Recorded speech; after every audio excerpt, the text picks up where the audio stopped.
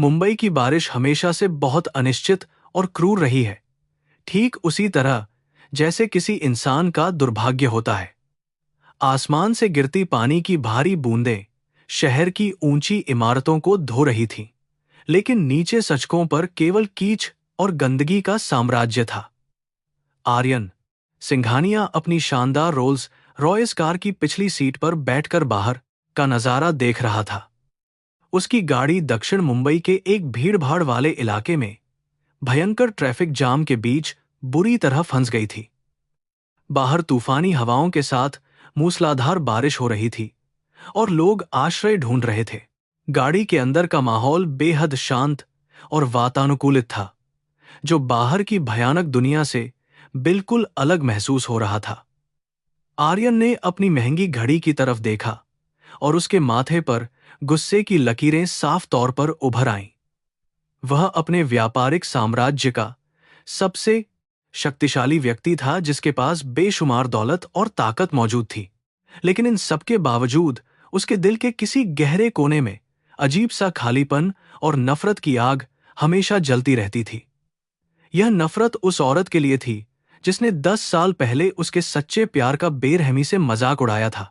तभी अचानक उसकी नजर खिड़की से बाहर सड़क के किनारे स्थित एक छोटी और जर्जर चाय की दुकान पर पड़ी। तेज आंधी और बारिश के कारण उस अस्थायी दुकान की छत को ढकने वाली नीली प्लास्टिक शीट बुरी तरह उड़ रही थी। वहां एक कमजोर औरत खड़ी थी, जो उस प्लास्टिक को हवा में उड़ने से रोकने के लिए पूरी ताकत से संघर्ष कर रही थी। उसने बहुत ही पुरानी और जगह जगह से फटी सूती साड़ी पहन रखी थी, जो पूरी तरह बारिश के पानी में भीग चुकी थी।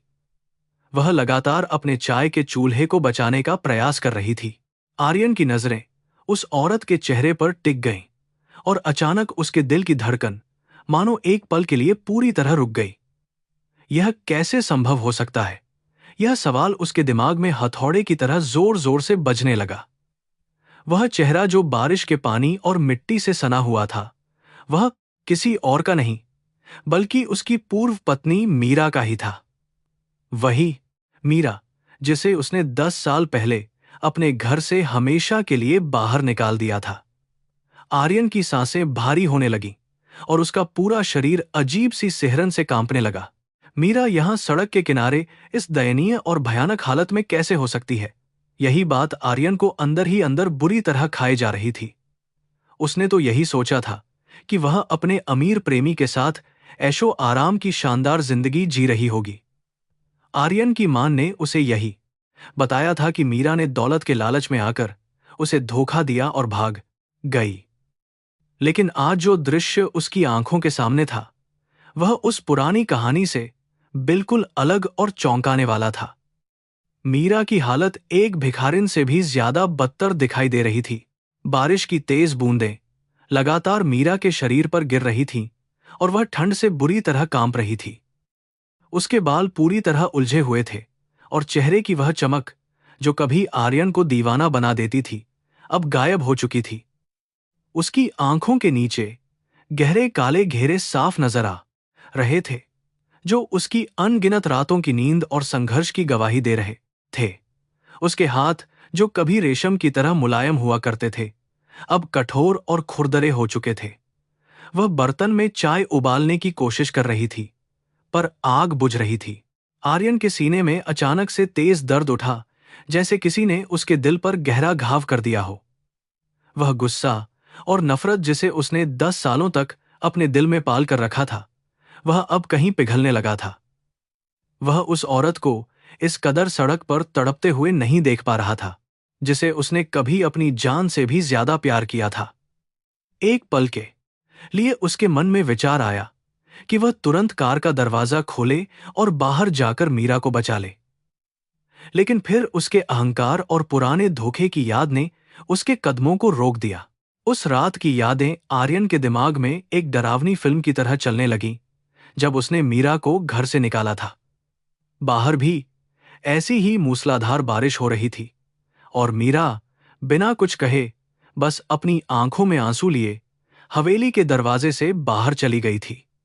उसने एक बार भी मुड़कर नहीं देखा था और ना ही अपने बचाव में कोई भी सफाई देने की कोशिश की थी। आर्यन को उस समय उसकी चुप्पी अपराध स्वीकार करने का सबसे बड़ा सबूत लगी थी। लेकिन आज इस सड़क पर उसे देखकर आर्यन का दिमाग और दिल आपस में भयानक युद्ध कर रहे थे। तभी एक तेज हवा का झोंका आया और मीरा की दुकान पर बंधी हुई प्लास्टिक की वह नीली चादर पूरी तरह फटकर उड़ गई। बारिश का पानी सीधे मीरा और उसके चाय के चूल्हे पर गिरने लगा, जिससे आग पूरी तरह बुझ गई। मीरा घबराहट में अपने चाय के छोटे छोटे मिट्टी के कुल्हड़ों को बचाने के लिए कीचड़ में नीचे बैठ गई, लेकिन कीचड़ के कारण उसका पैर फिसला और वह उन सभी कुल्हड़ों के ऊपर बुरी तरह गिर पड़ी। सारे मिट्टी के बर्तन टूटकर बिखर गए और मीरा के हाथों में गहरी चोट लग गई, जिससे लाल खून बहने लगा। सड़क पर चलते हुए कुछ बेदर्द लोगों ने मीरा की मदद करने के बजाय उस पर जोर जोर से चिल्लाना शुरू कर दिया। वे लोग उसे बुरा भला कह रहे थे, क्योंकि उसकी वजह से उनके रास्ते में कीचड़ और टूटे हुए बर्तन फैल गए थे। मीरा बिना कोई जवाब दिए अपने आंसुओं को रोकते हुए कांपते हाथों से उन टूटे हुए टुकड़ों को समेटने में लग गई।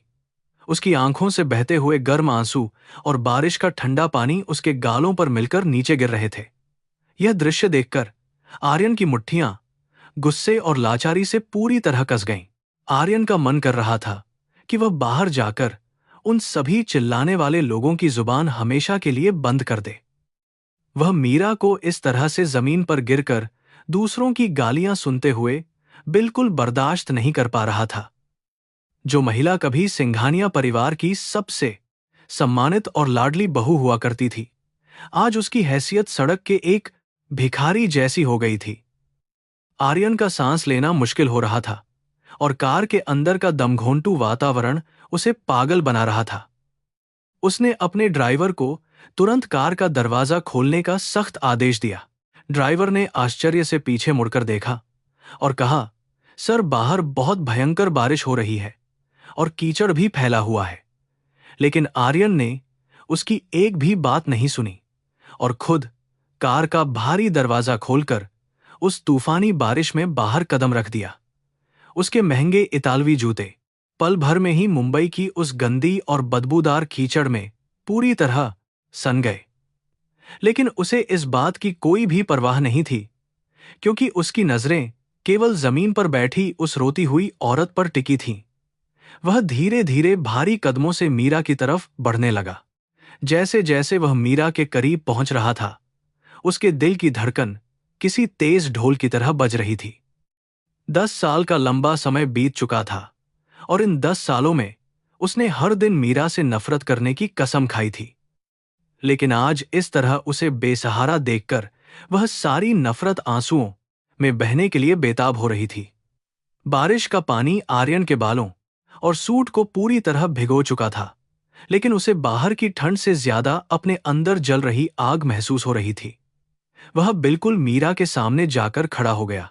मीरा का ध्यान अभी भी जमीन पर बिखरे हुए उन कांच और मिट्टी के टुकड़ों को समेटने में पूरी तरह से लगा हुआ था।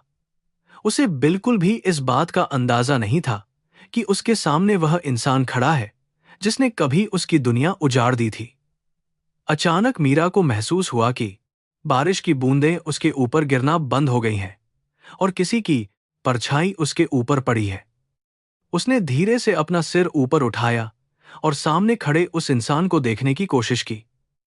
जैसे ही उसकी नजरें आर्यन से टकराईं, उसके हाथों से बर्तन छूटकर गिर पड़ा। मीरा की आंखें डर और भारी आश्चर्य से पूरी तरह चौड़ी हो गईं और उसका शरीर एक सूखे पत्ते की तरह कांपने लगा। वह आर्यन था जिससे उसने निस्वार्थ भाव से सबसे ज्यादा प्यार किया था और जिसके लिए उसने अपना सब कुछ त्याग दिया था। आर्यन की आंखों में अभी भी वही पुराना दर्द और गुस्सा झलक रहा था जो उसने 10 साल पहले उस खौफनाक रात को देखा था। दोनों के बीच एक गहरा सन्नाटा छा गया, जो बाहर हो रही इस तूफानी बारिश के शोर से भी कहीं ज्यादा तेज और डरावना था। समय मानो वहीं ठहर गया था। आर्यन ने अपने होंठ खोले, लेकिन उसके गले से कोई भी आवाज बाहर नहीं निकल सकी, क्योंकि उसके अंदर भावनाओं का भारी तूफान था। वह मीरा से पूछना चाहता था कि आखिर उसने ऐसा क्यों किया और वह इस नर्क में क्या कर रही है। लेकिन मीरा की वह दयनीय हालत और उसके घायल हाथों से बहता हुआ खून देखकर आर्यन के सारे कठोर सवाल कहीं गायब हो गए। मीरा जल्दी से कीचड़ से उठकर खड़ी हुई और उसने अपनी फटी हुई साड़ी के पल्लू से अपना सिर ढकने की व्यर्थ कोशिश की। वह आर्यन से अपनी नजरें लगातार चुरा रही थी। साहब, आपको क्या चाहिए? क्या आपको एक कप गर्म चाय पीनी है? मीरा ने अपने कांपते हुए होठों से धीमी आवाज में पूछा। उसकी इस अजनबी जैसी बात ने आर्यन के दिल पर एक तेज और धारदार चाकू की तरह प्रहार किया और उसे अंदर तक लहूलुहान कर दिया। 10 साल पहले यही आवाज उसे प्यार से आर्यन कहकर पुकारती थी और आज वह उसे एक अनजान ग्राहक की तरह साहब कह रही थी। आर्यन की मुट्ठियां गुस्से और दुख से कस गईं और उसने मीरा की उन सूखी और थकी हुई आंखों में सीधे झांकने की पूरी कोशिश की। यह सब क्या नाटक है मीरा? तुम्हारी ये हालत कैसे हो गई? आर्यन ने अपने दांत पीसते हुए कठोर और कड़वी आवाज में पूछा। क्या तुम्हारे उस रईस प्रेमी ने तुम्हें धोखा देकर सड़क पर फेंक दिया है, जिसके लिए तुमने मेरे प्यार और परिवार को लात मारी थी? मीरा ने उसके इन तीखे और जहरीले शब्दों को सुनकर अपनी पलकें झुका लीं और उसकी आंखों से आंसुओं की एक और गर्म धारा बह निकली। उसने कोई जवाब नहीं दिया, क्योंकि उसके पास आर्यन को बताने के लिए ऐसा कोई सच नहीं था जिसे वह आसानी से समझ सके या विश्वास कर सके। कृपया आप यहां से चले जाइए साहब, मेरे पास आपको बताने के लिए कुछ भी नहीं है। मीरा ने अपने दर्द को गहरे अंदर छुपाते हुए कहा। मैं एक बहुत ही गरीब और बेसहारा औरत हूं, जो केवल अपने दिन की रोटी कमाने के लिए यहां सड़क पर संघर्ष कर रही हूं। आप जैसे बड़े और अमीर लोगों का इस गंदी बस्ती और कीचड़ में खड़े होना बिल्कुल भी शोभा नहीं देता, इसलिए आप वापस अपनी दुनिया में लौट जाइए। आर्यन उसके इस तरह के रूखे और ठंडे व्यवहार को देखकर पागल हो गया और उसने आगे बढ़कर मीरा का हाथ पकड़ लिया। जैसे ही आर्यन ने मीरा का हाथ पकड़ा, उसे मीरा के शरीर का भयंकर तापमान और उसके हाथों की खुरदरी त्वचा का सीधा एहसास हुआ।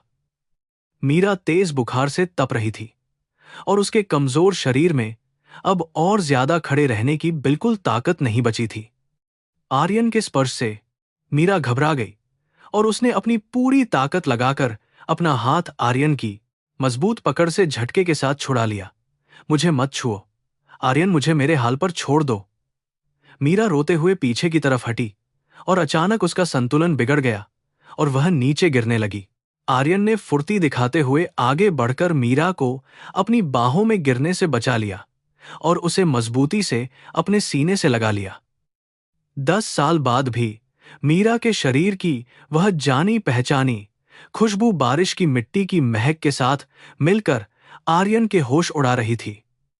मीरा ने विरोध करने की कोशिश की, लेकिन उसके शरीर ने हार मान ली थी और वह बेहोश होकर आर्यन की बाहों में झूल गई। आर्यन उस तेज बारिश में अपनी बेहोश पत्नी को गोद में उठाए हुए आसमान की तरफ देखकर अपनी किस्मत और कर्मों के खेल पर खामोश खड़ा रहा। ट्रैफिक जाम अब धीरे धीरे खुलने लगा था और पीछे से गाड़ियों के तेज हॉर्न की कान फोड़ देने वाली आवाजें लगातार आ रही थीं। आर्यन का ड्राइवर दौड़कर अपने मालिक के पास आया और छाता लगाकर उन्हें इस तूफानी बारिश से बचाने की पूरी कोशिश करने लगा। आर्यन ने ड्राइवर की तरफ एक सख्त और ठंडी नजर से देखा और उसे बिना कुछ कहे गाड़ी का पिछला दरवाजा खोलने का इशारा किया। वह आज मीरा को इस हालत में सड़क पर मरने के लिए अकेला छोड़कर जाने की अपनी पुरानी गलती को दोबारा दोहराने के मूड में बिल्कुल भी नहीं था। भले ही आर्यन के मन में मीरा के लिए नफरत का एक गहरा और विशाल समंदर था, लेकिन वह इंसानियत को नहीं भूल सकता था। उसने बेहोश मीरा को बहुत ही सावधानी से अपनी शानदार कार की पिछली मखमली सीट पर लिटाया और खुद भी उसके पास बैठ गया। कार के अंदर की वह सुखद गर्माहट मीरा के ठंडे और कांपते हुए शरीर को धीरे धीरे एक अजीब सा सुकून और आराम दे रही थी। आर्यन ने अपने कोट से मीरा के गीले चेहरे को पोंछा और ड्राइवर को तुरंत गाड़ी सबसे अच्छे अस्पताल की तरफ ले जाने का कड़ा निर्देश दिया। कार की मखमली सीट पर बेहोश पड़ी मीरा का पीला चेहरा देखकर आर्यन के दिमाग में पुरानी यादों का तूफान उठने लगा था। वह समय जब उन दोनों की पहली मुलाकात हुई थी आज भी आर्यन के दिल में मीठे दर्द की तरह चुभता है। बनारस के एक साधारण गरीब बुनकर परिवार से ताल्लुक रखने वाली मीरा ने अपने भोलेपन से आर्यन का दिल जीत लिया था। आर्यन को उसकी सादगी और निस्वार्थ प्रेम ने इस कदर दीवाना बना दिया था कि उसने अपने परिवार के खिलाफ जाकर उससे शादी कर ली और उसे अपनी दुनिया बना लिया था। लेकिन आर्यन की मां देवकी देवी को यह बेमेल रिश्ता कभी मंजूर नहीं था, क्योंकि उनके लिए पैसा और रुतबा ही सब कुछ था। सिंघानिया परिवार की झूठी शान और अहंकार के सामने मीरा जैसी गरीब लड़की की कोई हैसियत नहीं थी। देवकी देवी ने पहले दिन से ही मीरा को अपनी बहू मानने से साफ इनकार कर दिया था और उसे नीचा दिखाने का कोई मौका कभी नहीं छोड़ती थी। हवेली के नौकरों से लेकर परिवार के अन्य सदस्यों तक सभी के सामने मीरा का बार बार बहुत ही बुरी तरह से अपमान किया जाता था। मीरा हमेशा चुपचाप उन सारे अपमानों और कड़वे शब्दों को सह लेती थी, क्योंकि वह आर्यन से बेइंतहा प्यार करती थी और उसके परिवार को कभी भी तोड़ना नहीं चाहती थी। वह हमेशा यही सोचती थी कि शायद एक दिन उसकी सेवा और प्यार से देवकी देवी का दिल पिघल जाएगा। आर्यन जब भी ऑफिस से थका हुआ घर वापस आता था तो मीरा अपने चेहरे पर हमेशा एक प्यारी सी मुस्कान सजाकर उसका स्वागत करती थी।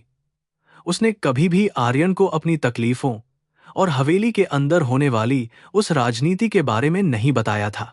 लेकिन देवकी देवी के इरादे बहुत ही ज्यादा खतरनाक और खौफनाक थे, जो मीरा की मासूमियत को पूरी तरह से निगलने वाले थे।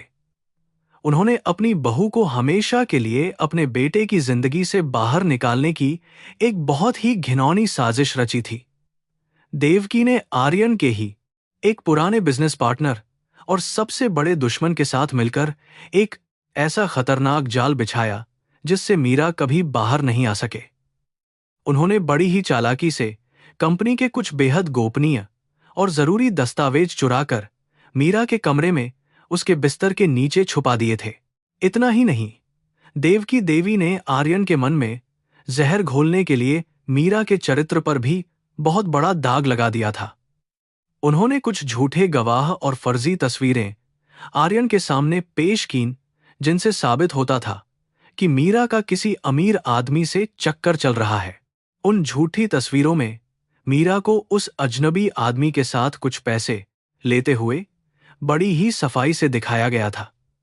आर्यन, जो अपनी कंपनी और परिवार की इज्जत को जान से ज्यादा प्यार करता था, इन सबूतों को देखकर पूरी तरह टूट गया था। आर्यन के लिए यह सब विश्वास करना मुश्किल था, लेकिन जब उसने खुद मीरा के कमरे से चोरी किए गए दस्तावेज बरामद किए तो उसका सारा भरोसा कांच की तरह चकनाचूर हो गया।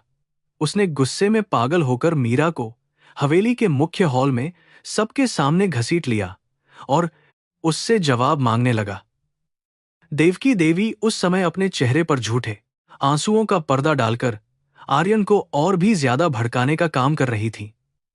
मीरा उन सारे झूठे आरोपों को सुनकर पूरी तरह से स्तब्ध रह गई थी और उसके मुंह से एक शब्द नहीं निकला।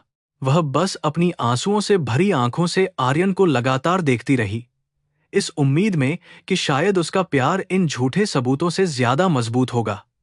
लेकिन आर्यन की आंखों में उस वक्त केवल धोखा खाने का भयानक गुस्सा और बेपनाह नफरत साफ दिखाई दे रही थी। उसने मीरा को अपनी जिंदगी और अपने घर से हमेशा के लिए बाहर निकल जाने का कठोर फरमान सुना दिया।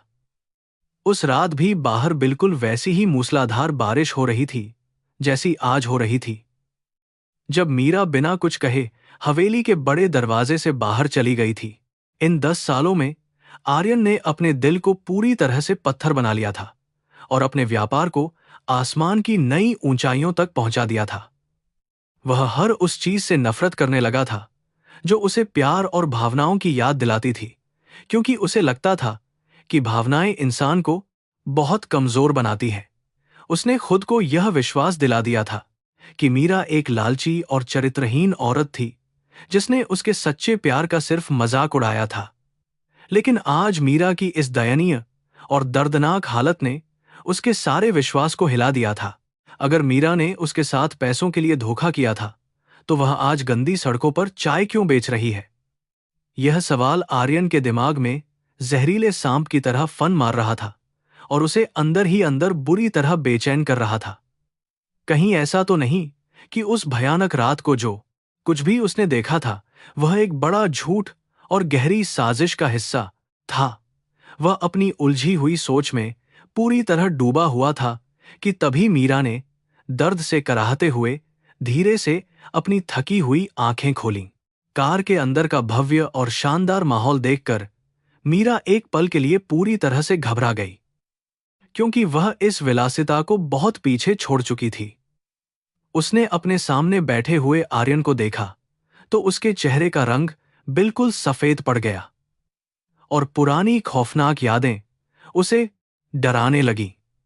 वह तुरंत उठकर बैठने की कोशिश करने लगी, लेकिन शारीरिक कमजोरी के कारण उसे चक्कर आ गया और वह फिर से सीट पर गिर पड़ी। आर्यन ने घबराकर अपना हाथ आगे बढ़ाया, लेकिन मीरा ने डर के मारे खुद को पीछे की तरफ खींच लिया। मुझे यहां से बाहर जाने दो, मैं तुम्हारे इस महंगे अस्पताल का खर्चा बिल्कुल भी नहीं उठा सकती आर्यन। मीरा की आवाज में इतनी ज्यादा लाचारी और मजबूरी थी कि आर्यन का दिल एक बार फिर से किसी के पैरों तले कुचला हुआ महसूस होने लगा। उसने बहुत ही शांत और गंभीर स्वर में जवाब दिया कि उसे किसी भी खर्चे की चिंता करने की कोई जरूरत नहीं है, क्योंकि सारा पैसा वह खुद देगा। लेकिन मीरा ने जिद पकड़ ली और कहा कि उसे किसी भी इंसान की कोई खैरात या झूठी दया बिल्कुल नहीं चाहिए। तुम्हारी हालत बहुत खराब है मीरा, और मैं तुम्हें इस भयंकर तूफान में सड़क पर मरने के लिए अकेला बिल्कुल भी नहीं छोड़ सकता, आर्यन ने सख्त आवाज में कहा, जिसमें उसके पुराने अधिकार और छिपी हुई फिक्र की एक हल्की सी झलक साफ नजर आ रही थी। कार अस्पताल के शानदार दरवाजे पर रुकी और वार्ड बॉय तुरंत स्ट्रेचर लेकर बाहर की तरफ दौड़े ताकि मरीज को अंदर ले जा सके। मीरा अभी भी बहुत कमजोर थी और उसका दिमाग उसे घर पर इंतजार कर रहे अपने छोटे से बीमार बेटे रोहन की याद दिला रहा था। डॉक्टरों ने तुरंत मीरा का इलाज शुरू कर दिया और उसे एक बहुत ही सुरक्षित आलीशान प्राइवेट कमरे में आराम करने के लिए भेज दिया। आर्यन पूरी रात उस बंद कमरे के बाहर दालान में बेचैन आत्मा की तरह लगातार चक्कर काटता रहा और पुरानी यादों से लड़ता रहा। वह बार बार अपने दिमाग को यही समझा रहा था कि उसे इस धोखेबाज औरत से कोई भी हमदर्दी या प्यार बिल्कुल नहीं रखना चाहिए। लेकिन जब सुबह डॉक्टर बाहर आए तो उन्होंने आर्यन को जो बात बताई, उसने उसके होश और दुनिया दोनों को पूरी तरह हिला दिया।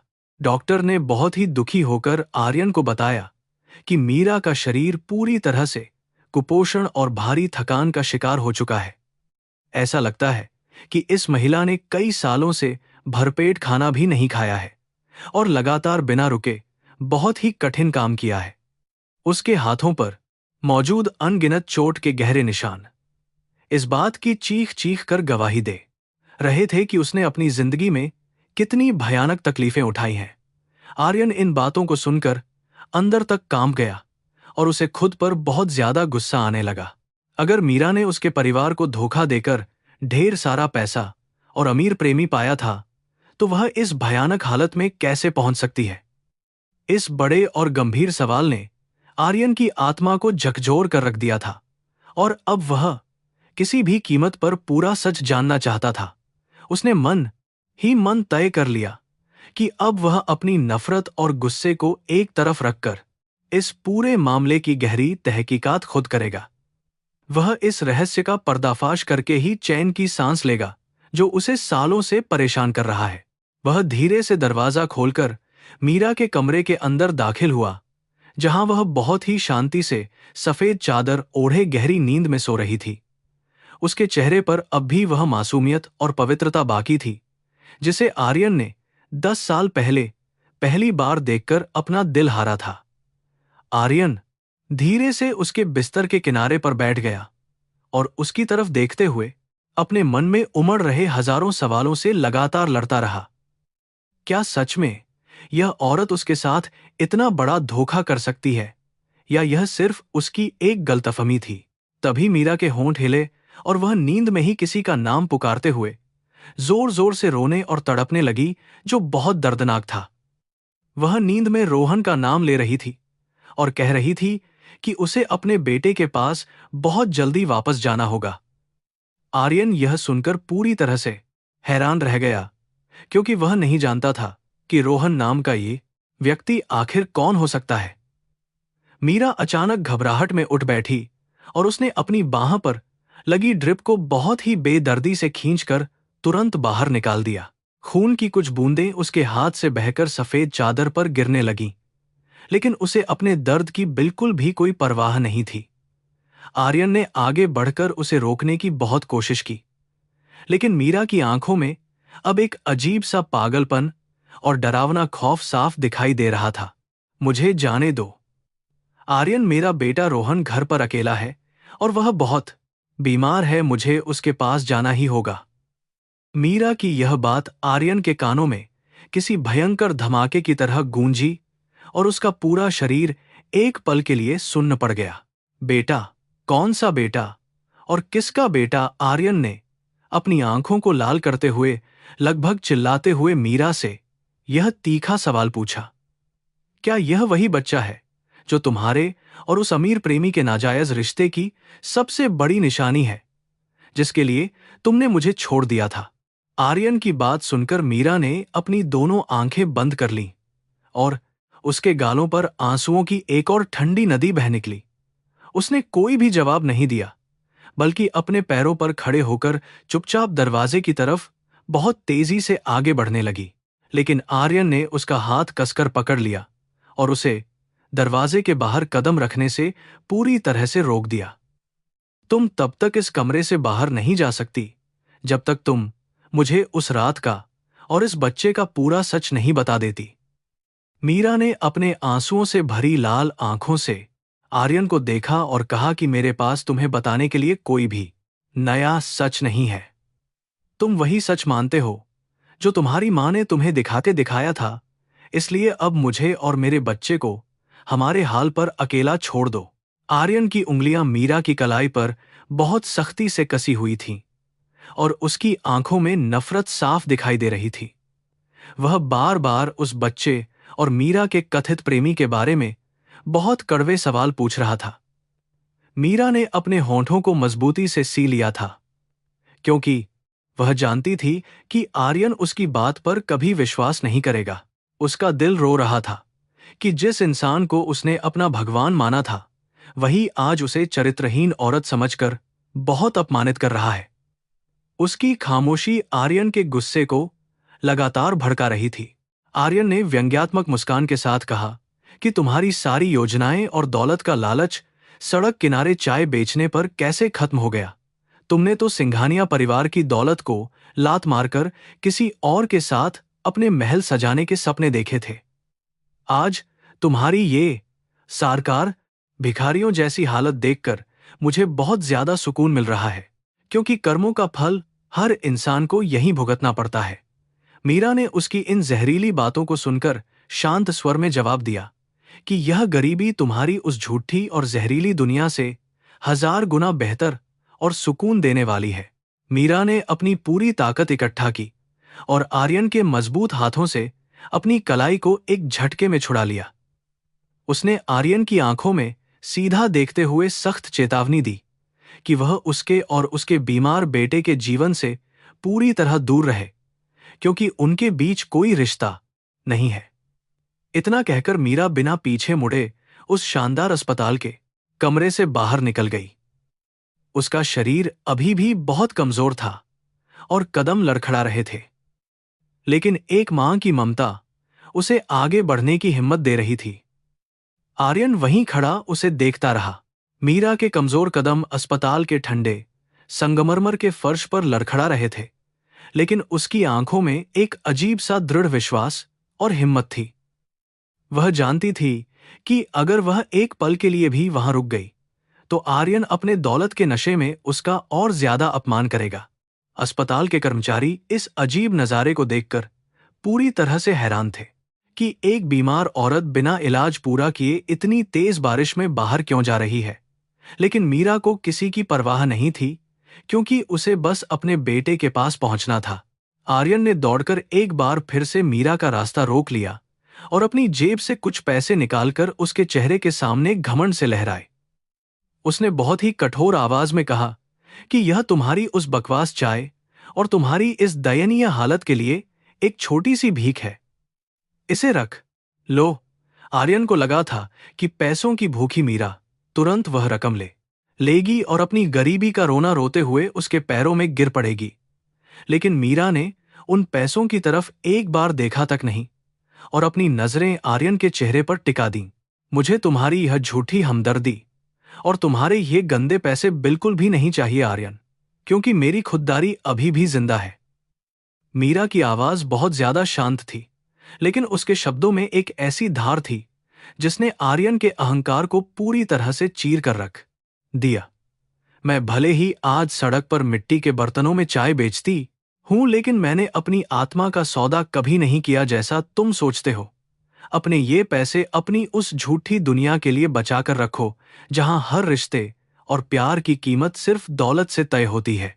आर्यन इन शब्दों को सुनकर बुरी तरह से चौंक गया, क्योंकि 10 साल पहले वाली मीरा कभी भी इस तरह से पलटकर जवाब नहीं देती थी।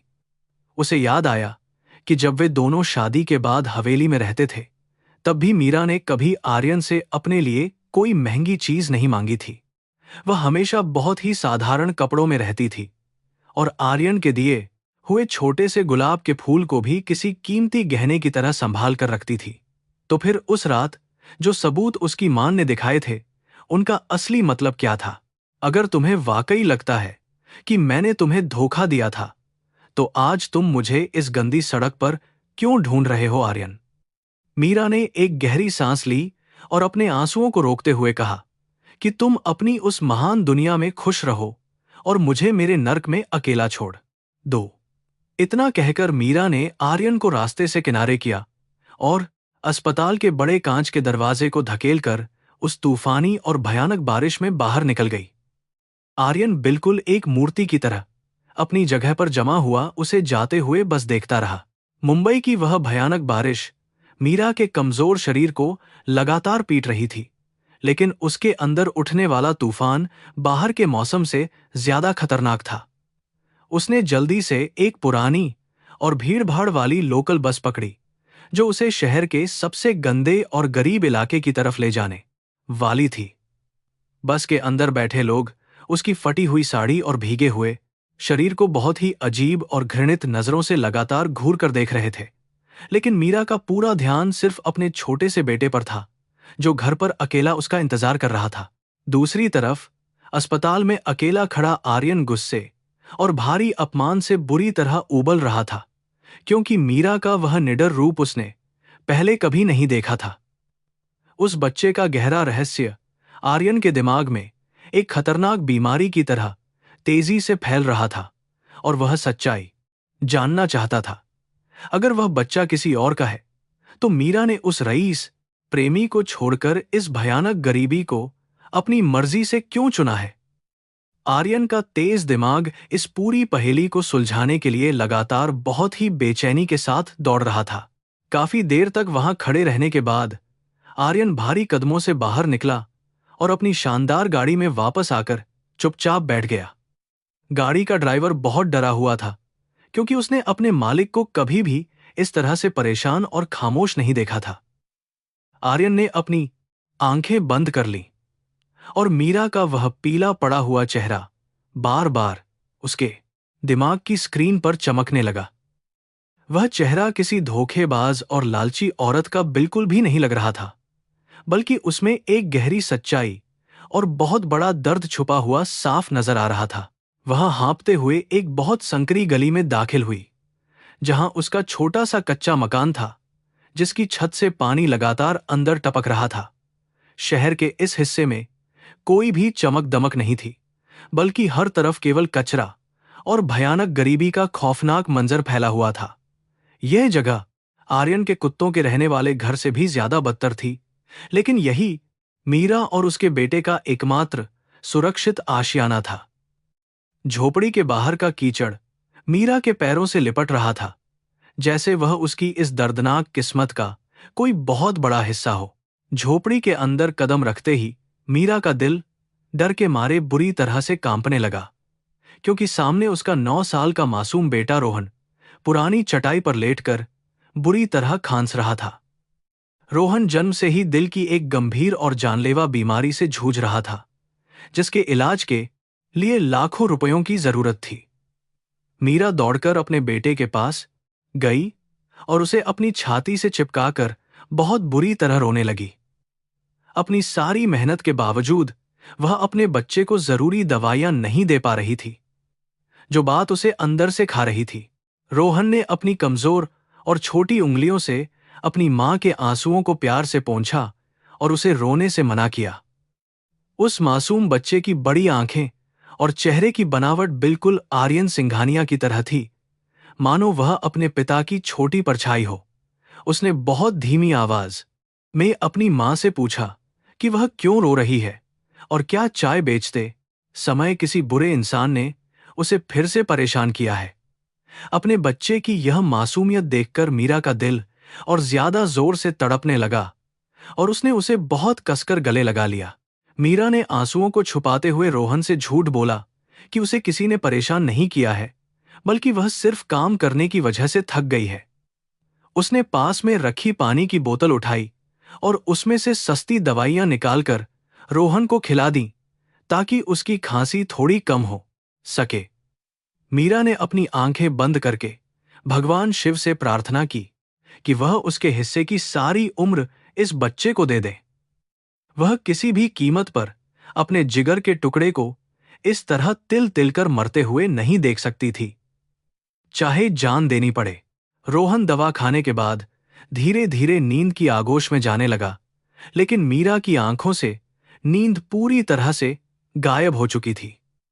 वह सोच रही थी कि आखिर भगवान ने आज आर्यन को उसके सामने क्यों लाकर खड़ा कर दिया है, जबकि वह उसे हमेशा के लिए भूल जाना चाहती थी। आर्यन की वह नफरत भरी आवाज अब भी मीरा के कानों में गूंज रही थी और उसे अपने पुराने जख्मों की गहरी याद दिला रही थी। उसने रोहन के सिर पर हाथ फेरते हुए खुद से वादा किया कि वह आर्यन को सच्चाई कभी नहीं बताएगी। दूसरी तरफ आर्यन अपनी हवेली में वापस लौट आया था, लेकिन वह अपने शानदार और मखमली बिस्तर पर एक पल के लिए भी सो नहीं पा रहा था। कमरे का सन्नाटा उसे काटने दौड़ रहा था और दीवार पर टंगी हुई घड़ी की हर आवाज उसके दिल की बेचैनी को लगातार बढ़ा रही थी। उसे लग रहा था जैसे कोई बहुत बड़ा सच है, जो इन 10 सालों में एक अंधेरी गुफा के अंदर कहीं बहुत गहराई में दफन हो गया है। वह उस सच्चाई को बाहर निकालने के लिए अब पूरी तरह से बेताब और पागल हो चुका था। आर्यन अपनी बालकनी में खड़ा होकर सिगरेट का धुआं हवा में उड़ा रहा था और उसके दिमाग में सिर्फ एक ही विचार लगातार चल रहा था। उसे उस रहस्यमयी बच्चे रोहन के बारे में पूरी जानकारी चाहिए थी, क्योंकि उस बच्चे का नाम सुनते ही मीरा का वह पागलपन बहुत कुछ कह रहा था। आर्यन ने अपनी आधी जली हुई सिगरेट को गुस्से में नीचे फेंका और अपने जूतों से उसे बहुत ही बेदर्दी के साथ कुचल दिया। उसने फैसला कर लिया था कि वह कल सुबह होते ही अपनी इस उलझन को हमेशा के लिए सुलझा कर ही रहेगा। उसने तुरंत अपनी जेब से अपना महंगा फोन निकाला और मुंबई के सबसे बेहतरीन प्राइवेट जासूस को आधी रात को ही कॉल कर दिया। जासूस ने फोन उठाया और आर्यन ने उसे बहुत ही सख्त आवाज में आदेश दिया कि उसे मीरा नाम की एक औरत की पूरी कुंडली चाहिए। आर्यन ने जासूस को मीरा के अस्पताल का नाम और वहां की सीसीटीवी फुटेज निकालकर उसकी वर्तमान लोकेशन का तुरंत पता लगाने का बहुत कड़ा निर्देश दिया। उसने साफ शब्दों में कहा कि उसे मीरा की पिछले 10 सालों की जिंदगी का एक एक पन्ना खुला हुआ और बिल्कुल साफ चाहिए।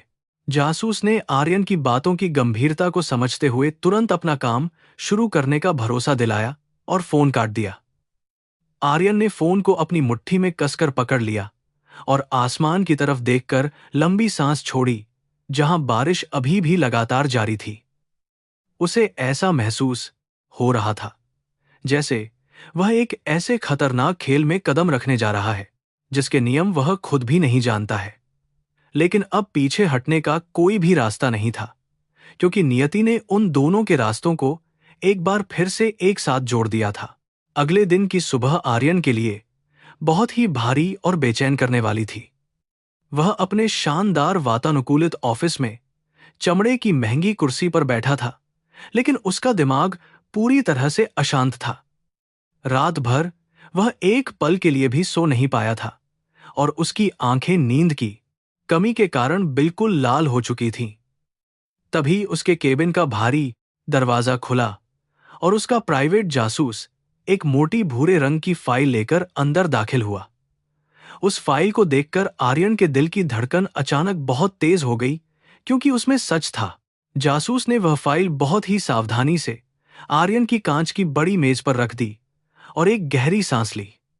सर, मैंने पिछले 10 सालों का पूरा रिकॉर्ड खंगाल लिया है और जो सच सामने आया है वह बहुत ही ज्यादा हैरान करने वाला है।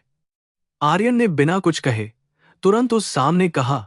आर्यन ने बिना कुछ कहे फाइल को खोला और उसके पन्ने बहुत ही तेजी से पलटने लगा। जासूस ने बहुत ही गंभीर आवाज में कहा कि सर, मीरा जी का कभी भी कोई अमीर प्रेमी नहीं था और यह बात पूरी तरह से सच और प्रमाणित है। फाइल पढ़ते हुए आर्यन की आंखें हैरानी और गहरे सदमे से पूरी तरह चौड़ी होती जा रही थीं। जासूस ने बताया कि पिछले 10 सालों से मीरा मुंबई की सबसे गंदी और खतरनाक बस्ती में एक टूटी हुई झोपड़ी के अंदर रह रही है। वह दिन रात बहुत ही ज्यादा कड़ी मेहनत करती है, कभी लोगों के घरों में झाड़ू पोछा लगाती है तो कभी सड़क पर चाय बेचती है। वह कई बार खुद भूखी सो जाती है ताकि अपने हिस्से के पैसों से जरूरी दवाइयां और कुछ खाने का सामान खरीद सके। जैसे ही आर्यन ने फाइल का अगला पन्ना पलटा, उसकी नजर एक छोटे से बच्चे की तस्वीर और जन्म प्रमाण पत्र पर पड़ी। उस लड़के का नाम रोहन था और उसकी उम्र ठीक 9 साल थी, जो आर्यन के होश उड़ाने के लिए काफी था। उस बच्चे की जन्म तिथि को देखकर आर्यन का दिमाग तेजी से गणित लगाने लगा और वह समय बिल्कुल उसी भयानक रात से जुड़ रहा था। यह वही समय था जब उसने मीरा को बिना कुछ सोचे समझे बहुत ही बेरहमी से हवेली के दरवाजे से बाहर निकाल दिया था। रोहन जन्म से ही दिल की एक बहुत गंभीर और जानलेवा बीमारी से जूझ रहा है, जिसका इलाज बहुत महंगा है। यह सच्चाई सामने आते ही आर्यन के हाथों से वह भारी फाइल छूटकर जमीन पर गिर पड़ी और कमरे में सन्नाटा छा गया। वह बच्चा किसी और का नहीं बल्कि आर्यन का ही अपना खून था, जिसे उसने 10 साल पहले अनजाने में ठुकरा दिया था। आर्यन की दुनिया पूरी तरह से उजड़ गई थी और उसे ऐसा महसूस हो रहा था जैसे किसी ने उसका दिल शरीर से बाहर निकाल लिया हो। आर्यन को उस रात की वह भयानक बारिश याद आने लगी जब मीरा हवेली के दरवाजे पर खामोश खड़ी थी। वह उस समय गर्भवती थी और अपने अंदर आर्यन के बच्चे को पाल रही थी, लेकिन उसने किसी से कुछ नहीं कहा। आर्यन ने उसे धक्के मारकर बाहर निकाल दिया था और उसे एक चरित्रहीन औरत का भयानक कलंक भी दिया था। यह सोचकर ही आर्यन की आत्मा बुरी तरह से कांप उठी और उसे अपने ही अस्तित्व और अपनी दौलत से बहुत ज्यादा घिन आने लगी, जो किसी काम की नहीं थी। जासूस ने आर्यन को बताया कि मीरा ने इन 10 सालों में कभी भी किसी के सामने मदद के लिए हाथ नहीं फैलाया। उसने अपने बच्चे की पहचान को दुनिया से पूरी तरह से छुपा कर रखा ताकि सिंघानिया परिवार उस बच्चे को उससे छीन न ले। वह एक एक रुपया जोड़कर अपने बीमार बेटे की उस बड़ी सर्जरी के लिए पैसे इकट्ठा करने की व्यर्थ कोशिश कर रही है। यह सब सुनकर आर्यन को अपनी वह गलती याद आई जब उसने अस्पताल के बाहर मीरा को पैसे देकर उसका बहुत बड़ा अपमान किया था। आर्यन के सीने में बहुत ही भयानक दर्द उठने लगा था, जैसे कोई नुकीला खंजर उसके दिल के आर पार हो गया हो। उसकी वह सारी दौलत, उसका घमंड और उसका यह विशाल व्यापारिक साम्राज्य आज उसे बिल्कुल राख के ढेर जैसा लग रहा था। जिस औरत को उसने दौलत की भूखी और धोखेबाज समझकर हमेशा नफरत की आग में जलाया, उसी औरत ने अपनी पूरी जिंदगी दांव पर लगा दी। उसने अपना सारा जीवन आर्यन के बच्चे को बचाने और उसे पालने के लिए एक बहुत बड़े नरक में खुशी खुशी झोंक दिया था। आर्यन ने कांपते हुए हाथों से जमीन पर गिरी हुई रोहन की उस धुंधली सी तस्वीर को उठाया और उसे ध्यान से देखा। उस कमजोर और बीमार बच्चे की आंखें, उसके होठों की बनावट और उसके चेहरे का पूरा आकार बिल्कुल आर्यन के बचपन जैसा था। इस तस्वीर ने आर्यन के दिल में बची खुची हर शंका को हमेशा के लिए मिटा दिया और सच्चाई को शीशे की तरह साफ कर दिया। आर्यन अपनी शानदार कुर्सी से नीचे जमीन पर गिर पड़ा और फूट फूट कर एक छोटे बच्चे की तरह रोने लगा। अब आर्यन के दिमाग में एक और बहुत बड़ा और डरावना सवाल पैदा हो गया था, जिसने उसके होश उड़ा दिए थे। अगर मीरा पूरी तरह से निर्दोष थी और उसने कभी कोई धोखा नहीं दिया था, तो फिर वे सारे सबूत कहां से आए थे? उसकी अपनी सगी मां देवकी देवी ने उसे वे तस्वीरें और दस्तावेज क्यों दिखाए थे, जिनमें मीरा को एक बहुत बड़ी अपराधी बताया गया था? आर्यन के दिल में अपनी ही मां के खिलाफ शक का एक बहुत बड़ा और जहरीला बीज अचानक से बोया जा चुका था। आर्यन गुस्से और भारी पश्चाताप से जलते हुए जमीन से उठा और उसने अपने आंसुओं को बहुत ही बेदर्दी से पोंछ डाला। वह अपनी मां के पास जाकर उनके सारे झूठ का पर्दाफाश करना चाहता था, लेकिन अभी यह उसका मुख्य उद्देश्य बिल्कुल भी नहीं था। सबसे पहले उसे अपने उस बीमार बेटे के पास पहुंचना था, जो पिछले 9 सालों से उस भयानक और गंदे नरक में जिंदगी से लड़ रहा था। उसे उस झोपड़ी में जाकर अपनी आंखों से वह सारा सच देखना था, जिसे उसने 10 सालों तक अनदेखा किया था। आर्यन ने अपने जासूस को वहां से तुरंत चले जाने का सख्त इशारा किया और खुद भी भारी कदमों से बाहर की तरफ निकल पड़ा। उसकी बड़ी कंपनी का वह शानदार ऑफिस और वहां का सन्नाटा आज उसके पुराने घमंड और उसकी अंधी दौलत का मजाक उड़ा रहा था। पिछले 10 सालों में पहली बार आर्यन की आंखों से सच्चे और शुद्ध पश्चाताप के बहुत गर्म आंसू बिना रुके लगातार बह रहे थे। वह अपनी कार की तरफ ऐसे दौड़ रहा था जैसे अगर वह आज लेट हो गया तो सब कुछ हमेशा के लिए खत्म हो जाएगा। दूसरी तरफ शहर के उस गंदे और बदबूदार इलाके में दिन की शुरुआत बहुत ही ज्यादा दर्दनाक और मुश्किल भरी थी। मीरा सुबह जल्दी उठकर सड़क पर जाने के लिए अपनी चाय का सारा जरूरी सामान बहुत ही सावधानी से तैयार कर रही थी। आज रोहन की तबीयत पहले से बहुत ज्यादा खराब लग रही थी और उसकी भयानक खांसी किसी भी तरह से रुकने का नाम नहीं ले रही थी। मीरा ने अपने दिल के गहरे दर्द को बहुत चालाकी से छुपाया और अपने बेटे के सामने एक झूठी मुस्कान लेकर बैठ गई। रोहन ने अपनी कमजोर आवाज में पूछा कि मां, जब मैं पूरी तरह से ठीक हो जाऊंगा तो क्या हम उस बड़े मंदिर जाएंगे? मीरा ने अपने आंसुओं को आंखों में ही रोकते हुए बहुत प्यार से उसके सिर पर हाथ फेरा और कहा कि हम जरूर जाएंगे। उसने कल रात की बची हुई एक सूखी रोटी का आखिरी टुकड़ा अपने बीमार बेटे को खिलाया और खुद सिर्फ पानी पीकर अपना पेट भर लिया। उसे आज किसी भी कीमत पर ज्यादा पैसे कमाने थे ताकि वह रोहन के लिए बाजार से कुछ जरूरी दवाइयां ला सके। मीरा ने रोहन को सावधानी से चटाई पर लिटाया और अपनी फटी हुई पुरानी साड़ी को ठीक करते हुए उस झोपड़ी से बाहर निकल गई। बारिश हालांकि पूरी तरह से रुक चुकी थी, लेकिन बाहर का कीचड़ और वह बदबूदार माहौल अभी भी बहुत ज्यादा भयानक लग रहा था। वह अपने सिर पर भारी सामान रखकर बहुत ही थके हुए कदमों से सड़क की तरफ आगे बढ़ रही थी और उसका दिल घबरा रहा था। डॉक्टर ने उसे साफ चेतावनी दी थी कि अगर जल्द ही सर्जरी नहीं हुई तो रोहन की जान बचाना पूरी तरह से असंभव होगा। कुछ ही देर बाद आर्यन की वह चमचमाती और शानदार रोल्स रॉयस कार उस गंदी बस्ती के बाहरी हिस्से में आकर चुपचाप रुक गई। वहां का दृश्य आर्यन की उस अमीर दुनिया से इतना ज्यादा अलग था कि उसे अपनी ही आंखों पर विश्वास करना मुश्किल हो रहा था। बस्ती के गरीब लोग इतनी महंगी और लग्जरी कार को देखकर पूरी तरह से हैरान थे और उसे बहुत ही अजीब नजरों से लगातार घूर रहे थे। यह जगह इंसान के रहने लायक बिल्कुल भी नहीं थी, लेकिन उसका अपना खून यहीं पर अपनी सांसें गिन रहा था।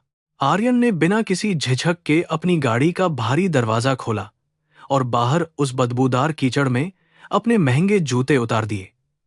आज उसे अपने कपड़ों के खराब होने या इस गंदगी की बदबू से बिल्कुल भी कोई फर्क नहीं पड़ रहा था, क्योंकि उसका मन बेचैन था। वह अपने कपड़ों की कार, हाथ में जासूस की दी हुई वह फाइल पकड़े हुए उस संकरी और अंधेरी गली की तरफ बहुत तेजी से आगे बढ़ने लगा। जैसे जैसे वह उस झोपड़ी के करीब पहुंच रहा था, उसके दिल की धड़कन किसी तेज हथौड़े की तरह उसके सिर। आखिरकार आर्यन उस टूटी हुई और खस्ताहाल झोपड़ी के दरवाजे पर पहुंच गया, जिसका दरवाजा आधा खुला हुआ हवा में झूल रहा था। उसने बहुत ही डरते हुए उस आधे खुले दरवाजे से अंदर की तरफ झांका और सामने का दृश्य देखकर उसकी सांसें पूरी तरह रुक गईं। वहां जमीन पर एक पुरानी और फटी हुई चटाई पर एक बहुत ही कमजोर बच्चा लेटा हुआ था, जो लगातार भयानक तरीके से खांस रहा था। उस बच्चे का पीला चेहरा और उसकी मासूमियत बिल्कुल आर्यन की तरह थी, जिसे देखकर किसी को भी तरस आ जाए। आर्यन ने अपने कांपते हुए हाथों से अपने मुंह को बहुत जोर से दबा लिया, ताकि उसके रोने की आवाज बाहर न निकल सके। उसका अपना खून और सिंघानिया साम्राज्य का एकमात्र असली वारिस आज इस भयानक नरक में एक एक सांस के लिए इतनी बुरी तरह तड़प रहा था। आर्यन का पूरा शरीर एक बहुत ही भारी अपराध बोध और शर्मिंदगी के कारण पूरी तरह से सुन्न हो चुका था, और वह हिल नहीं पा रहा था। उसे समझ नहीं आ रहा था कि वह इस बच्चे का सामना किस मुंह से करेगा, जिसे उसने कभी बाप का प्यार नहीं दिया। तभी रोहन ने अपनी कमजोर आंखें खोलीं और दरवाजे पर खड़े उस अजनबी इंसान को रोते हुए देखकर बहुत ज्यादा हैरान हो गया। उसने अपनी धीमी और टूटती हुई आवाज में पूछा कि आप कौन हैं और मेरी मां के इस छोटे से घर में क्या कर रहे हैं। आर्यन के गले में मानो किसी ने कोई भारी पत्थर अटका दिया हो, और वह चाहकर भी रोहन के इस सीधे सवाल का कोई जवाब नहीं दे सका। उस मासूम बच्चे की वह कमजोर आवाज आर्यन के दिल के लाखों टुकड़े करने के लिए बहुत ही ज्यादा काफी थी। आर्यन बहुत ही धीरे धीरे अपने भारी कदमों को आगे बढ़ाते हुए उस टूटी हुई झोपड़ी के अंदर दाखिल हुआ और छटाई के पास बैठ गया। उसने बहुत ही ज्यादा प्यार और डर के साथ अपने हाथ को आगे बढ़ाया और रोहन के उस तपते हुए माथे को बहुत नरमी से छुआ। स्पर्श करते ही आर्यन के शरीर में एक अजीब सी बिजली दौड़ गई, और पिता पुत्र का वह गहरा खून का रिश्ता एक पल में जुड़ गया। कर्मों के इस बहुत बड़े और भयानक चक्र ने आज उस घमंडी इंसान को पूरी तरह से घुटनों पर लाकर खड़ा कर दिया था। आर्यन उस टूटी हुई चटाई पर बैठे हुए अपने बेटे रोहन के मासूम चेहरे को लगातार देख रहा था, और उसकी आंखों से आंसू बह रहे थे। वह अपने हाथ को आगे बढ़ाकर अपने बच्चे को सीने से लगाना चाहता था, लेकिन उसे लग रहा था कि वह इस पवित्र बच्चे को छूने के लायक बिल्कुल भी नहीं है। उसने अपने ही खून को इस दर्दनाक हालत में पहुंचा दिया था, और यह एहसास उसे अंदर से पूरी तरह से खोखला कर रहा था। तभी अचानक आर्यन की जेब में रखा हुआ उसका फोन बहुत तेजी से बजने लगा। फोन की तेज आवाज सुनकर रोहन थोड़ा डर गया, और आर्यन ने जल्दी से फोन निकालकर बाहर की तरफ कदम बढ़ाए ताकि बच्चा परेशान न हो। फोन स्क्रीन पर उसके सबसे भरोसेमंद वकील और कंपनी के मुख्य मैनेजर का नंबर चमक रहा था, जो उसे बार बार कॉल कर रहा था। आर्यन ने जैसे ही फोन उठाया, दूसरी तरफ से मैनेजर की बहुत ही घबराई हुई आवाज आई, जिसने आर्यन को एक और बड़ा झटका दिया। मैनेजर ने बताया कि उनकी कंपनी पर अचानक से बहुत बड़ा और भयानक संकट आ गया है और सब खत्म हो रहा है। मैनेजर की बातें सुनकर आर्यन का दिमाग सुन्न पड़ने लगा, क्योंकि यह कोई आम समस्या नहीं थी, बल्कि उनके पुराने और सबसे बड़े दुश्मन का सीधा हमला था। दुश्मन कंपनी ने अचानक से बाजार में कुछ ऐसे पुराने और गैरकानूनी दस्तावेज लीक कर दिए थे, जो सीधे तौर पर सिंघानिया परिवार को फंसा रहे थे। शेयर बाजार में कंपनी के शेयर बहुत ही तेजी से गिर रहे थे, और आर्यन का पूरा साम्राज्य ताश के पत्तों की तरह ढहने के कगार पर था। यह सब उनके पुराने कर्मों का फल था, जो अब लौटकर वापस आ रहा था। इससे भी ज्यादा चौंकाने वाली बात यह थी कि मैनेजर ने आर्यन को एक और बहुत ही जरूरी और रहस्यमयी चिट्ठी के बारे में जानकारी दी। यह चिट्ठी उनके घर के सबसे पुराने और वफादार नौकर रामू काका ने भेजी थी, जो इस समय अस्पताल में अपनी जिंदगी की आखिरी सांसें गिन रहा था। रामू काका ने मरने से पहले अपनी आत्मा का बोझ हल्का करने के लिए आर्यन के नाम एक बहुत लंबा और दर्दनाक कबूलनामा लिखकर भेजा था। मैनेजर ने आर्यन से कहा कि उसे यह चिट्ठी तुरंत पढ़नी चाहिए, क्योंकि इसमें बहुत बड़ा सच है। आर्यन ने बहुत ही सख्त आवाज में मैनेजर को आदेश दिया कि वह उस चिट्ठी को बिना कोई समय बर्बाद किए तुरंत फोन पर पढ़कर सुनाए। मैनेजर ने कांपती हुई आवाज में वह चिट्ठी पढ़नी शुरू की और उसके हर एक शब्द के साथ आर्यन की दुनिया पूरी तरह से उजड़ने लगी। रामू काका ने लिखा था कि 10 साल पहले उस खौफनाक और तूफानी रात को जो कुछ भी हुआ था, वह सब एक बहुत बड़ा और गंदा झूठ था। आर्यन की मां देवकी देवी ने अपने ही बेटे और बहू के खिलाफ एक भयानक साजिश रची थी। चिट्ठी में आगे लिखा था कि देवकी देवी ने व्यापार में एक बहुत बड़ी गलती कर दी थी और वह दुश्मन के बिछाए हुए जाल में फंस गई थी। उस गलती की वजह से आर्यन और उसकी पूरी कंपनी का नाम हमेशा के लिए बर्बाद हो जाता और आर्यन को सीधा जेल की सलाखों के पीछे जाना पड़ता। देवकी देवी अपनी इस मूर्खता और परिवार की झूठी इज्जत को बचाने के लिए पूरी तरह से पागल हो गई थी और किसी भी हद तक जाने को तैयार थी। इसलिए उन्होंने मीरा जैसी मासूम लड़की को अपनी ढाल बनाने का फैसला किया। उन्होंने मीरा को अकेले में बुलाकर उसे आर्यन की बर्बादी और जेल जाने का पूरा खौफनाक सच बताया और उसके सामने गिड़गिड़ाने का झूठा नाटक किया। देवकी देवी ने मीरा को धमकी दी थी कि अगर उसने यह सारा इल्जाम अपने सिर पर नहीं लिया तो वे बनारस में उसके गरीब माता पिता को बर्बाद कर देंगी। उन्होंने मीरा से कहा कि वह चोरी और चरित्रहीनता का झूठा कलंक अपने सिर पर ले ले, ताकि सिंघानिया परिवार और आर्यन की इज्जत पूरी तरह से बच सके। मीरा ने अपने प्यार को बचाने के लिए यह भयानक शर्त मान ली थी। मीरा, जो आर्यन से अपनी जान से भी ज्यादा प्यार करती थी, उसने अपने पति को जेल जाने से बचाने के लिए यह बहुत बड़ी कुर्बानी दी थी। उसने हंसते हंसते अपने माथे पर वह गंदा कलंक लगवा लिया और आर्यन की नजरों में हमेशा के लिए एक बहुत ही बुरी और धोखेबाज औरत बन गई। रामू काका ने यह भी कबूल किया कि उन्होंने ही देवकी देवी के कहने पर वे चोरी किए गए दस्तावेज मीरा के बिस्तर के नीचे छुपाए थे और वही झूठी तस्वीरें भी लेकर आए थे जिनमें मीरा को किसी और के साथ दिखाया गया था। रामू काका ने अंत में लिखा था कि वे पिछले 10 सालों से इस भारी पाप के बोझ तले दबकर रोज तिल तिल कर मर रहे हैं।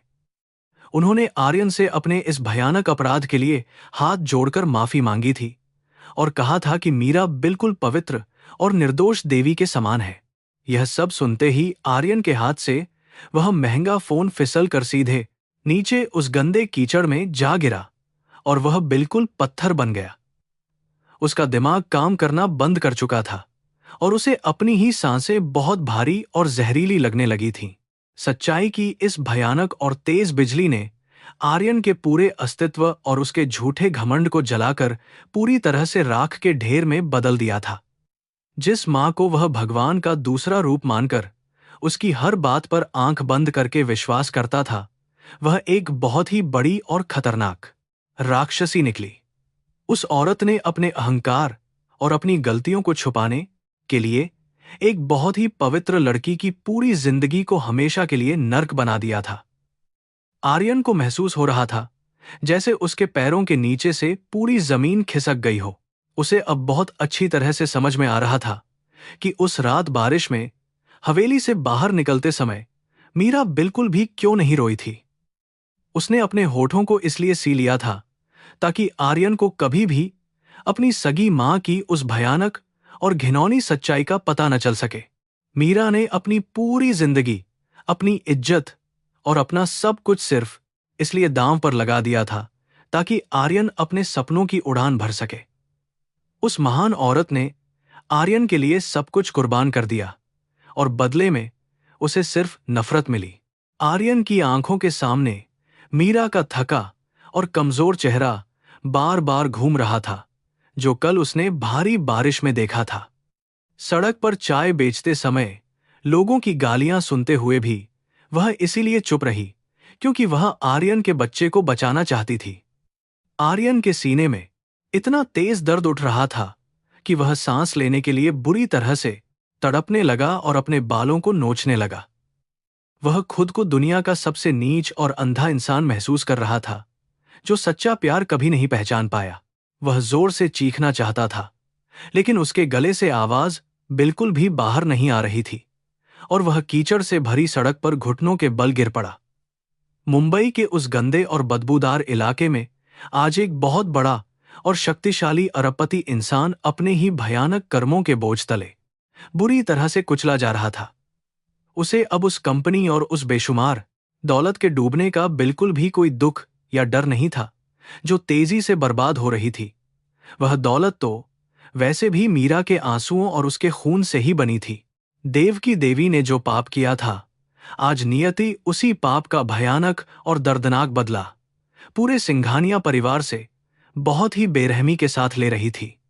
कर्मों का चक्र अब पूरा हो चुका था और जिस झूठी इज्जत के लिए उन्होंने मीरा को घर से निकाला था, आज वह इज्जत नीलाम हो रही थी। आर्यन को अब इस बात की कोई भी परवाह नहीं थी कि कल अखबारों में उसका या उसकी मांग का क्या नाम छपने वाला है। उसके लिए तो उसकी दुनिया अब सिर्फ उस टूटी हुई झोपड़ी के अंदर बहुत ही मुश्किल से सांसें ले रही थी। उसने जमीन से अपने कीचड़ में सने हुए दोनों हाथों को उठाया और आसमान की तरफ देखकर भगवान से अपने इस बहुत बड़े पाप की माफी मांगने लगा। वह जानता था कि भगवान उसे शायद कभी माफ कर दे, लेकिन मीरा उसे इस दर्दनाक जन्म में तो क्या अगले 7 जन्मों तक भी कभी माफ नहीं करेगी। उसने मीरा को जो भयंकर और गहरा घाव दिया था, वह दुनिया की किसी भी दौलत या कीमती मरहम से बिल्कुल भी नहीं भर सकता था। फिर भी वह आज हर कीमत पर अपने प्यार और अपने उस बीमार बच्चे को वापस पाना चाहता था। आर्यन भारी कदमों और टूटे हुए दिल के साथ वापस उसी झोपड़ी के दरवाजे की तरफ मुड़ा जहां उसका बेटा रोहन बुखार से तप रहा था। वह अंदर जाकर रोहन के बिल्कुल करीब जमीन पर बैठ गया और उसके छोटे से हाथ को अपने मजबूत हाथों में लेकर बहुत फूट फूट कर रोने लगा। आर्यन के गर्म आंसू सीधे रोहन की उन कमजोर उंगलियों पर गिर रहे थे और उसके अंदर की सारी नफरत अब हमेशा के लिए धुल चुकी थी। उसे अपने जीवन का असली और सबसे महत्वपूर्ण मकसद अब बहुत अच्छी तरह मिल गया था। वह अब अपनी उस धोखेबाज मां का चेहरा जिंदगी में कभी भी देखना नहीं चाहता था, जिसने उसे अपनी ही नजरों में इतना ज्यादा गिरा दिया था। उसने मन ही मन यह बड़ा फैसला कर लिया था कि वह अपनी सारी संपत्ति और झूठा रुतबा हमेशा के लिए त्याग देगा। वह अब आर्यन सिंघानिया के रूप में नहीं, बल्कि मीरा के अपराधी और रोहन के एक साधारण पिता के रूप में ही अपना जीवन जिएगा। उसे अब बस उस पल का बेसब्री से इंतजार था जब मीरा अपना काम करके वापस लौटकर घर आएगी। समय बहुत ही धीरे धीरे बीत रहा था और झोपड़ी के अंदर की भयानक खामोशी आर्यन को अंदर ही अंदर किसी धारदार तलवार की तरह काट रही थी। वह बार बार बाहर के उस बदबूदार रास्ते की तरफ बहुत ही ज्यादा बेचैनी से देख रहा था, जहां से मीरा के वापस लौटने की उम्मीद पूरी तरह बंधी थी। हर गुजरते हुए पल के साथ आर्यन के दिल में यह डर बढ़ता जा रहा था कि मीरा उसे यहां देखकर कहीं फिर से बहुत ज्यादा नाराज न हो जाए। लेकिन वह यह भी जानता था कि अब पीछे हटने का कोई रास्ता नहीं बचा है। तभी बाहर उस कीचड़ भरे संकरे रास्ते पर किसी के चलने की बहुत ही धीमी और थकी हुई आवाज स्पष्ट रूप से पड़ने लगी। उसने अपनी लाल और सूजी हुई आंखों से दरवाजे की तरफ देखा और पाया कि मीरा पूरी तरह से भीगी हुई और थकी हुई वहां पर खड़ी थी। उसके हाथ में कुछ सस्ती और साधारण दवाइयां थीं, जिन्हें वह अपने खून पसीने की कमाई से अपने बीमार बेटे रोहन के लिए बाजार से खरीद कर लाई थी। आर्यन को अपनी झोपड़ी के अंदर देखकर मीरा के हाथ से वह दवाइयों की थैली नीचे गिर गई। मीरा की आंखों में बहुत ही ज्यादा तेज गुस्सा और एक भयानक नफरत की आग साफ तौर पर दिखाई दे रही थी, जो आर्यन को पूरी तरह जला रही थी। तुम यहां इस गंदे घर में क्या कर रहे हो?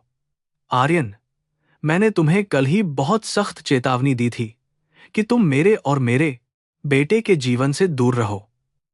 मीरा की वह तेज और खुरदरी आवाज उस खामोश झोपड़ी में किसी बहुत बड़े धमाके की तरह गूंजी और रोहन भी अपनी जगह पर बुरी तरह से कांपने लगा। लेकिन आर्यन आज उसे जवाब देने के लिए बिल्कुल भी तैयार नहीं था। आर्यन ने बिना कोई भी शब्द बोले धीरे से जमीन से उठकर मीरा की तरफ अपने भारी कदम बढ़ाए और उसकी आंखों में अपनी आंखें बहुत गहराई से डाल दी। उसने मीरा के सामने अपने दोनों हाथ जोड़ लिए और उसकी आंखों से आंसुओं की एक और बहुत ही गर्म धारा लगातार नीचे की तरफ बहने लगी। मीरा आर्यन के इस बहुत ही अजीब और अचानक बदले हुए रूप को देखकर पूरी तरह से सन्न रह गई और वह पीछे की तरफ थोड़ा सा खिसक गई। वह समझ नहीं पा रही थी कि कल तक गालियां देने वाला इंसान आज रो क्यों रहा है। मुझे सारा सच अच्छी तरह से पता चल गया है। मेरी मीरा, मुझे रामू काका की वह चिट्ठी मिल गई है और मेरी आंखें पूरी तरह खुल गई हैं। आर्यन ने बहुत कांपती और रुंधे हुए गले से यह बात कही, जिसे सुनकर मीरा के पैरों के नीचे से पूरी जमीन अचानक से खिसक गई और वह कांपने लगी।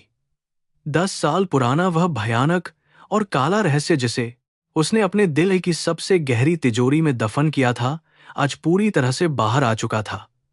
मीरा का दिल तेजी से धड़क रहा था और उसे चक्कर आने लगे। आर्यन एक पल की भी देरी किए बिना उस गंदी और गीली जमीन पर मीरा के पैरों में घुटनों के बल बहुत ही बुरी तरह से गिर पड़ा। उसने मीरा के उन खुरदरे पैरों को अपने हाथों से बहुत मजबूती से पकड़ लिया और एक छोटे बच्चे की तरह जोर जोर से रोते हुए माफी मांगने लगा। मीरा दीवार के सहारे खड़ी थी और उसके मुंह से कोई भी शब्द बाहर नहीं आ रहा था, क्योंकि उसकी सारी पुरानी यादें उसे बहुत बुरी तरह डरा रही थीं। कर्मों के इस बहुत बड़े खेल ने आज एक घमंडी राजा को भिखारिन के कदमों में झुका दिया था। आर्यन को अपने पैरों में फूट फूट कर रोते देखकर मीरा का पूरा शरीर सूखे पत्ते की तरह बुरी तरह से कांपने लगा था।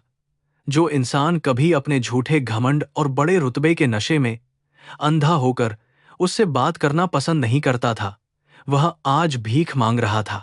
लगातार बहते हुए गर्म आंसू मीरा के उन खुरदरे और मिट्टी में स्नेह पैरों को भिगो रहे थे। मीरा की आंखों के सामने उस खौफनाक रात का मंजर फिर से घूमने लगा जब उसने आर्यन के पैरों में गिरकर दया की भीख मांगी थी।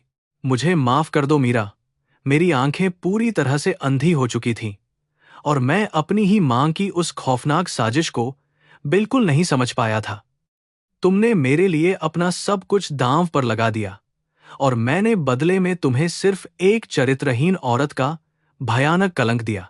मैं दुनिया का सबसे नीच और पापी इंसान हूं, जिसने उस रात तुम्हारी एक भी बात नहीं सुनी और तुम्हें घर से निकाल दिया। आर्यन के शब्दों में इतना ज्यादा दर्द और सच्चा पश्चाताप था कि झोपड़ी की दीवारें भी रो रही थीं। मीरा ने झटके के साथ अपने पैरों को आर्यन की पकड़ से पीछे खींच लिया और उसकी आंखों से आंसुओं का सैलाब बह निकला। तुम्हारी इस माफी से अब क्या बदल जाएगा आर्यन? क्या तुम मेरे वे 10 साल वापस ला सकते हो जो मैंने इस भयंकर नरक में गुजारे हैं? क्या तुम मेरे बेटे को उसका वह बचपन लौटा सकते हो जो इस कीचड़ और गरीबी में भयानक बीमारियों से लड़ते हुए बर्बाद हो गया है?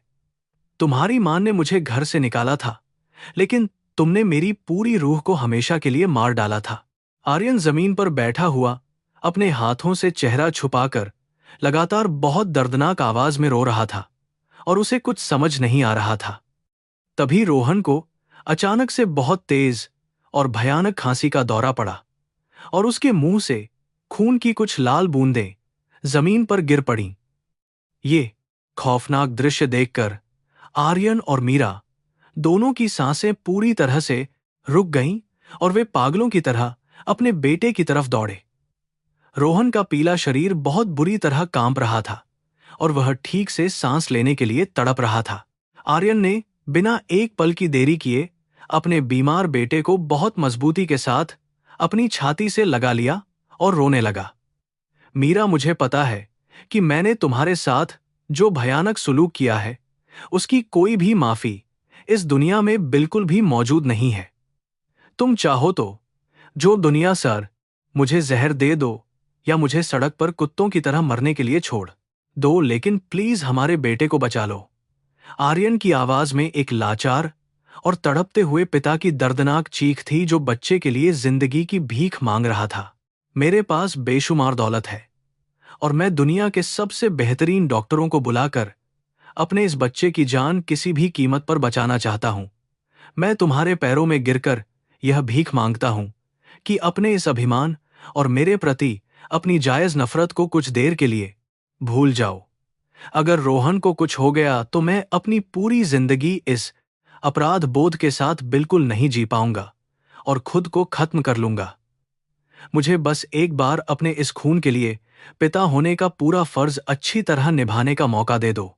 मीरा के सीने में बहुत भयानक तूफान उठ रहा था, क्योंकि एक तरफ उसका वो आत्मसम्मान था जिसे आर्यन ने बेरहमी से कुचल दिया था, और दूसरी तरफ उसका वह मासूम बच्चा था जो मौत के मुहाने पर खड़ा होकर जिंदगी की आखिरी और दर्दनाक सांसें लगातार गिन रहा था।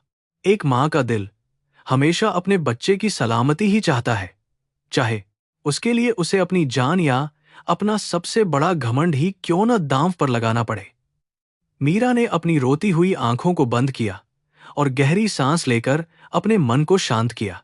ठीक है आर्यन, तुम रोहन को अस्पताल ले जा सकते हो, लेकिन यह बात अच्छी तरह याद रखना कि यह सब मैं सिर्फ अपने बेटे के लिए कर रही हूं। मैं तुम्हें तुम्हारी भयानक गलतियों और तुम्हारे परिवार के उस गंदे धोखे के लिए इस जन्म में तो क्या अगले 7 जन्मों तक भी कभी माफ नहीं करूंगी। मीरा के शब्द बहुत ठंडे और कड़वे थे, लेकिन आर्यन के लिए इस वक्त सिर्फ अपने बेटे की जान बचाना ही सबसे बड़ा मकसद था। उसने तुरंत आंसू पोंछे और रोहन को बहुत सावधानी से अपनी गोद में उठा लिया। आर्यन बहुत तेज कदमों से उस बदबूदार झोपड़ी से बाहर निकला और अपनी चमचमाती कार की तरफ पागलों की तरह दौड़ने लगा, जबकि मीरा उसके पीछे चल रही थी।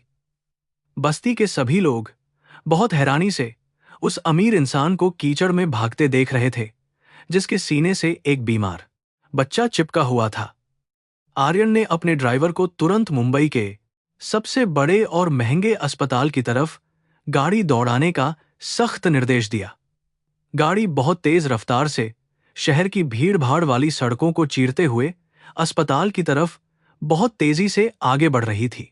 अस्पताल पहुंचते ही आर्यन ने चिल्लाकर डॉक्टरों की टीम को इकट्ठा किया और अपने बेटे को सबसे अच्छे आपातकालीन वार्ड में तुरंत भर्ती करवाया। डॉक्टर रोहन की गंभीर हालत को देखकर बहुत डरे हुए थे, क्योंकि उसके छोटे से दिल ने काम करना लगभग बंद कर दिया था। उन्होंने आर्यन को साफ शब्दों में बताया कि बच्चे की जान बचाने के लिए एक बहुत बड़ी सर्जरी करनी होगी, जिसमें बहुत भारी जोखिम है। आर्यन ने रोते हुए डॉक्टरों के हाथ पकड़ लिए और कहा कि वह अपनी जान और सारा पैसा लुटाने को तैयार है, बस बच्चा बच जाए। ऑपरेशन थिएटर के बाहर लाल रंग की बत्ती जल चुकी थी और मीरा उस बंद दरवाजे के बाहर ठंडे फर्श पर बेजान मूर्ति की तरह बैठी हुई थी। आर्यन भी उसके पास थोड़ी दूरी पर जमीन पर बैठा हुआ था, लेकिन उसकी हिम्मत नहीं हो रही थी कि वह मीरा से कोई भी बात कर सके। वह बस भगवान शिव से बार बार यही प्रार्थना कर रहा था कि चाहे तो उसकी जान ले ले, लेकिन उसके मासूम बेटे को नई जिंदगी दे दे। अस्पताल के उस लंबे दालान में मौत जैसा सन्नाटा और गहरा दर्द पसरा हुआ था।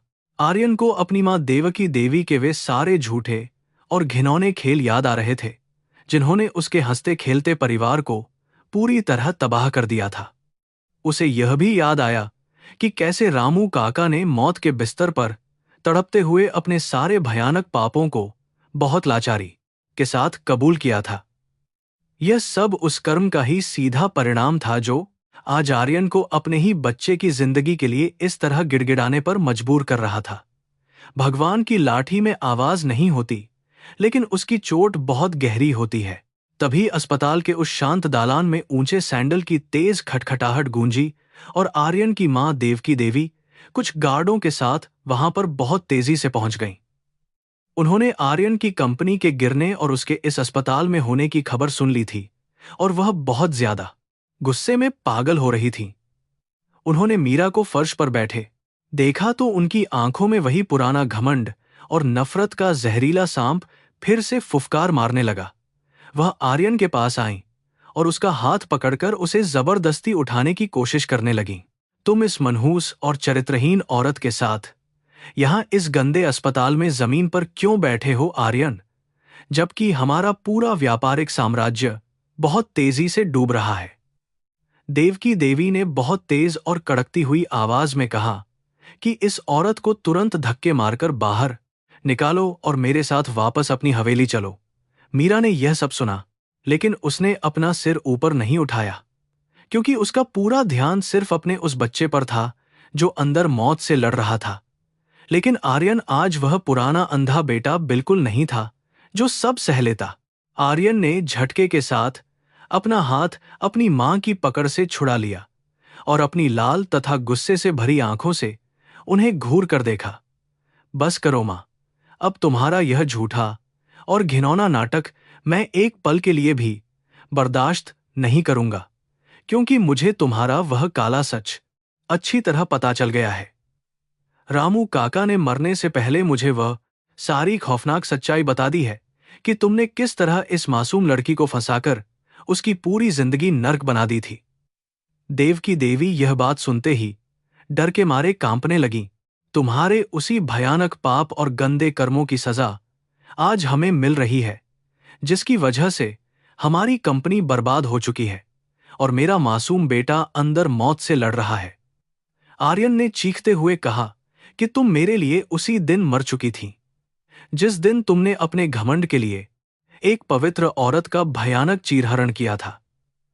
देवकी देवी अपने ही बेटे के मुंह से यह कड़वा और नंगा सच सुनकर पूरी तरह टूट गईं और उनके पैरों के नीचे से जमीन खिसक गई। उनका सारा घमंड कुछ ही पलों में चूर चूर हो गया था। आर्यन ने अपनी उंगली दरवाजे की तरफ करते हुए अपनी मां को तुरंत उस अस्पताल से बाहर चले जाने का बहुत ही सख्त और भयानक आदेश दिया, जो दिल दहलाने वाला था। तुम यहां खड़े रहने के लायक भी नहीं हो, इसलिए मेरी नजरों से हमेशा के लिए दूर हो जाओ और दोबारा कभी अपनी यह शक्ल मुझे बिल्कुल मत दिखाना। देवकी देवी रोते हुए और अपने किए पर बहुत भारी पछतावा करते हुए वहां से धीरे धीरे वापस लौट गईं, लेकिन अब बहुत देर हो चुकी थी। उनके बुरे कर्मों ने आज उन्हें उनके ही खून से दूर कर दिया था। मीरा ने अपनी रोती हुई आंखों से आर्यन को अपनी सगी मां के खिलाफ मजबूती से खड़े होकर सच्चाई का साथ देते हुए पहली बार बहुत ध्यान से देखा था। उसके दिल में जमी हुई नफरत की वह बहुत बड़ी बर्फ आज आर्यन के इन सच्चे आंसुओं और उसके इस कड़े कदम को देखकर थोड़ी सी पिघलने लगी थी। लेकिन फिर भी उसके अंदर का डर अभी पूरी तरह खत्म नहीं हुआ था, क्योंकि अंदर उसका जिगर का टुकड़ा जिंदगी और मौत के बीच झूल रहा था। समय किसी बहुत बड़े और भारी पहाड़ की तरह धीरे धीरे आगे बढ़ रहा था। लगभग 7 घंटे के बहुत लंबे और खौफनाक इंतजार के बाद आखिर ऑपरेशन थिएटर के ऊपर लगी वह लाल बत्ती बंद हो गई और दरवाजा धीरे से खुला। मुख्य सर्जन अपने चेहरे से पसीने में भीगा मास्क हटाते हुए बाहर निकले तो आर्यन और मीरा दोनों दौड़कर उनके पैरों में गिर पड़े और बहुत बुरी तरह रोने लगे। डॉक्टर के चेहरे पर बहुत ज्यादा थकान थी, लेकिन उनकी आंखों में एक अजीब सी चमक और शांति साफ तौर पर दिखाई दे रही थी, जिसने दोनों को चौंका दिया। उन्होंने आर्यन के कंधे पर प्यार से हाथ रखा और उसे उठाया। भगवान का बहुत बड़ा शुक्र है कि बच्चा अब पूरी तरह से सुरक्षित है और उसकी जटिल सर्जरी हमारी उम्मीद से भी कहीं ज्यादा सफल रही है। डॉक्टर की यह बात सुनते ही मीरा के शरीर की सारी ताकत जवाब दे गई और वह भगवान शिव का नाम लेते हुए वहीं ठंडे फर्श पर बेहोश होकर नीचे गिर पड़ी। आर्यन ने तुरंत आगे बढ़कर मीरा को अपनी बाहों में थाम लिया और उसके चेहरे पर पहली बार एक सच्ची खुशी और बहुत गहरे सुकून के आंसू बहने लगे। मौत के इस भयानक खेल में आखिरकार एक मां के प्यार की जीत हुई थी।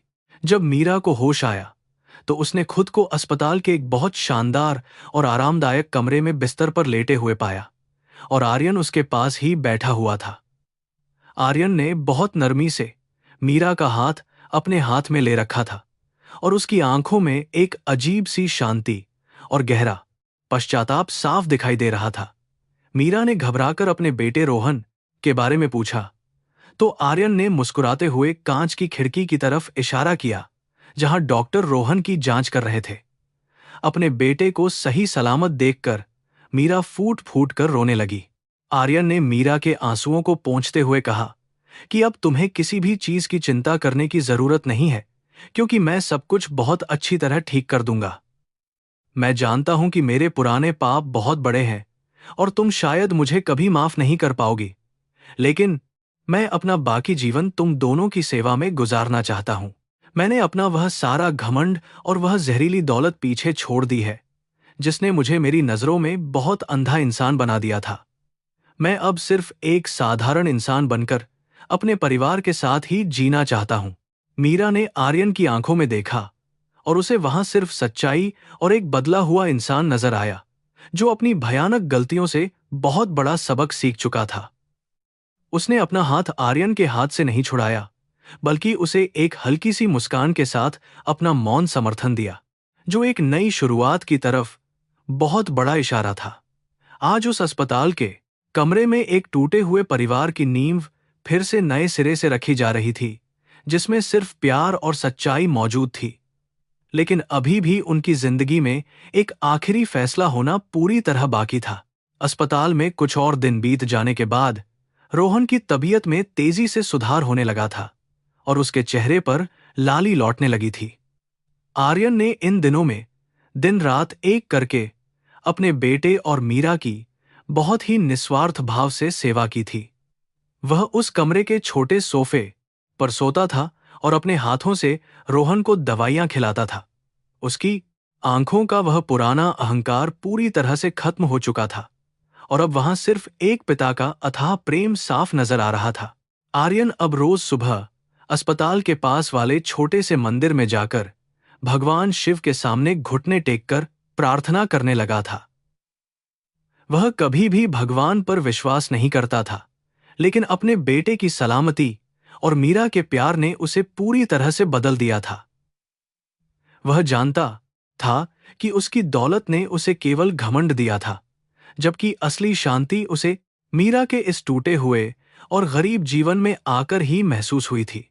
वह अब मीरा की आंखों में अपने लिए थोड़ी सी जगह बनाने के लिए हर मुमकिन और सच्ची कोशिश लगातार कर रहा था। मीरा अस्पताल के बिस्तर के पास बैठी हुई आर्यन की इन सारी कोशिशों को बहुत ही खामोशी से लगातार देख रही थी। वह देख रही थी कि कैसे आर्यन अपने महंगे कपड़ों की परवाह किए बिना जमीन पर बैठकर रोहन के लिए खिलौने ठीक कर रहा था। जिस इंसान ने 10 साल पहले उसे सड़क पर बेसहारा छोड़ दिया था, आज वही इंसान उसके एक आंसू पर अपनी पूरी दुनिया लुटाने को तैयार था। मीरा के दिल में जमी हुई वह भयानक बर्फ अब आर्यन के इन सच्चे और पश्चाताप से भरे आंसुओं की गर्मी से धीरे धीरे पिघलने लगी थी। दूसरी तरफ शहर के उस शानदार सिंघानिया महल में कर्मों का बहुत ही भयानक चक्र पूरी तरह से अपना काम कर चुका था। देवकी देवी के उन सारे काले कारनामों और धोखाधड़ी का कच्चा चिट्ठा पुलिस और मीडिया के हाथों में पहुंच चुका था। उनकी वह सारी झूठी इज्जत, जिसके लिए उन्होंने अपनी मासूम बहू की जिंदगी को नर्क बनाया था, आज पूरी दुनिया के सामने नीलाम हो रही थी। भयंकर तनाव और भारी सदमे के कारण देवकी देवी को अचानक दिल का दौरा पड़ा और वह लकवे की गंभीर बीमारी का शिकार होकर बिस्तर पर बेजान होकर गिर पड़ी। आर्यन को जब अपनी मां की इस भयानक हालत की खबर मिली तो उसने एक बेटे का अपना आखिरी फर्ज निभाने का फैसला किया। जब देवकी देवी को अस्पताल में होश आया तो उनका आधा शरीर काम करना पूरी तरह बंद कर चुका था और उनकी आवाज जा चुकी थी। उन्होंने रोते हुए अपने इशारों से आर्यन से बहुत विनती की कि वह एक बार उन्हें मीरा के सामने ले चले ताकि वे माफी मांग सकें। आर्यन ने भारी मन से अपनी मां को व्हीलचेयर पर बिठाया और उन्हें मीरा के उस कमरे की तरफ धीरे धीरे आगे बढ़ा लिया। व्हीलचेयर पर बैठी देवकी देवी जब कमरे में दाखिल हुईं तो उनकी आंखों में घमंड की जगह भारी शर्मिंदगी और गहरा पछतावा भरा था। वे उस मीरा को देख रही थीं, जिसे उन्होंने कभी धूल समझा था, और आज वही उनके पोते को नया जीवन दे रही थी। देवकी देवी के कमजोर हाथ अपने आप जुड़ गए और उनकी आंखों से आंसुओं की गर्म धारा लगातार बहने लगी।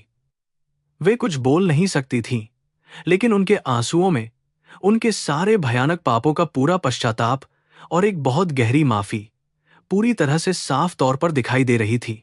मीरा हमेशा से एक संस्कारी और दयालु भारतीय नारी थी, इसलिए अपनी सास को इस दयनीय हालत में देखकर उसका दिल पूरी तरह पिघल गया। उसने अपने मन की सारी पुरानी कड़वाहट को एक तरफ रख दिया और धीरे से आगे बढ़कर देवकी देवी के जुड़े हुए हाथों को पकड़ लिया। मीरा ने बहुत शांत आवाज में कहा कि भगवान ने आपको आपके बुरे कर्मों की सजा दे दी है, इसलिए मेरे दिल में कोई नफरत नहीं है। मैंने आपको उसी रात माफ कर दिया था जब मैंने अपने पति की खुशी के लिए उस हवेली को हमेशा के लिए छोड़ा था। देवकी देवी को अस्पताल से वापस उसी हवेली में भेज दिया गया, जहां अब कोई रौनक या झूठी शान और शौकत बिल्कुल नहीं बची थी। उनका अपना घमंड ही उनके लिए सबसे बड़ी जेल बन गया था, जहां वे अपने पापों की यादों के साथ अकेले तड़प रही थीं।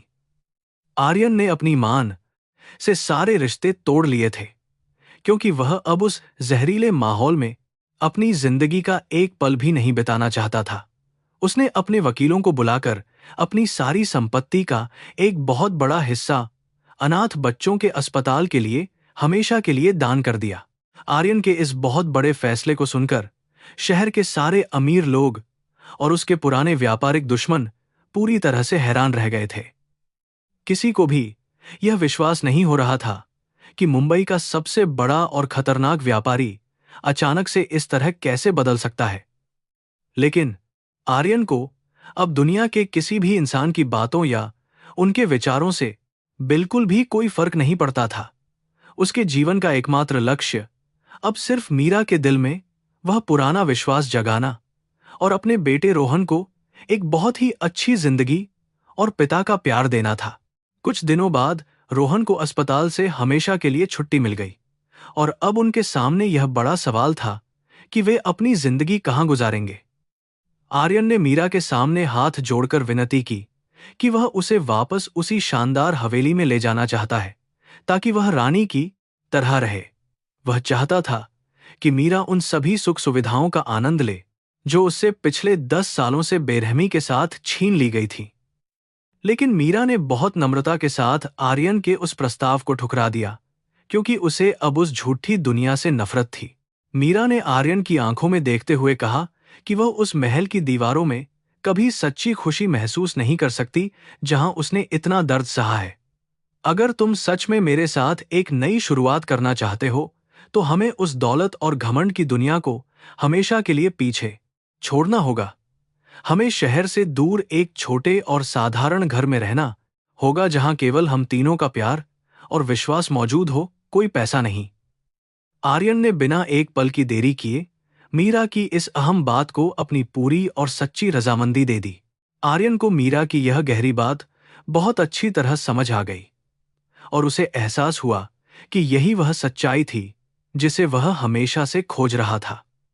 उसने मीरा का हाथ अपने हाथों में लिया और उसे पूरा विश्वास दिलाया कि वह अब कभी भी उस गंदी दौलत को उनके सच्चे प्यार के बीच नहीं आने देगा। उसने मीरा से यह पक्का वादा किया कि वह एक बहुत ही साधारण इंसान बनकर उसके साथ नई जिंदगी शुरू करेगा। उन्होंने अपने पुराने सारे दर्द और गिले शिकवे मिटाकर एक दूसरे को फिर से पूरी तरह से अपना लिया था। उन्होंने शहर के बाहरी इलाके में एक छोटा और सुंदर सा घर किराए पर लिया, जिसके सामने एक हरा भरा बगीचा मौजूद था। आर्यन ने अपनी कंपनी का सारा भार अपने वफादार मैनेजर को सौंप दिया और खुद एक साधारण सी नौकरी करने का फैसला कर लिया।